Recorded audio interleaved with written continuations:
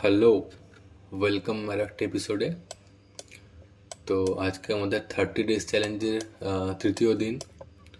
তো আজকে কি ট্রেড নিয়েছিলাম আর তার ব্রেকডাউন চলো দেখে নেওয়া যাক জলদি জলদি। তো মার্কেট যখন ওপেন হয় তখন আমি প্রিভিয়াস ডে লোটা মার্ক করে রাখি। তো মার্কেট একটা বড় হিউজ বিয়ারিশ ক্যান্ডেল দিয়ে ওপেন হয় 5 মিনিটে। তো আমার প্ল্যান প্রথম এটাই ছিল, যদি মার্কেট রিটেস্ট করে এখানে আর ক্লোজিং সেকেন্ড ক্যান্ডেলটার প্রিভিয়াস ডে ক্লোজিংয়ের নিচে দেয়, তো আমি একটা শর্ট পজিশন নেব।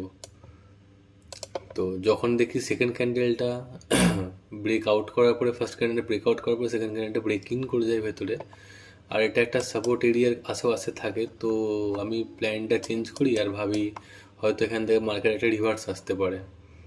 তো এখানে আমি একটা বাইং পজিশন নিয়েছিলাম, যেটা আমার নেওয়া ভুল হয়েছিল, কারণ আমার প্রথম ক্যান্ডেলটা এত বড় বিয়ারিস থেকে পরবর্তী ক্যান্ডেলটাতেই বাইং পজিশন নেওয়াটা ঠিক হয়নি, কারণ আমার সেলিংই মাইন্ডসেট ছিল। বাট লস যখন হবার থাকে তো হয়েই যায় না। তো এখানে একটা বাইং পজিশন নিই 1:2 রিস্ক রিওয়ার্ডে। তো এই ট্রেডটা আজকে লসই যায়, তো লসের স্ক্রিনশটটা দেখতে পাবে, এখানে দিয়ে দিচ্ছি আমি। ওকে, তো এটা আমি ট্র্যাকার আপডেট করে দিচ্ছি। ট্র্যাকারের লিঙ্কটা আগের ভিডিও দেওয়া হয়নি, তো এই ভিডিও আমি ট্র্যাকারের লিঙ্কটা দিয়ে দেবো। আর নেক্সট দিন দেখা যাক মার্কেট ওপেন হয়ে কি সেট আপ তৈরি হয়, তো সেই হিসেবে ট্রেড নেবো।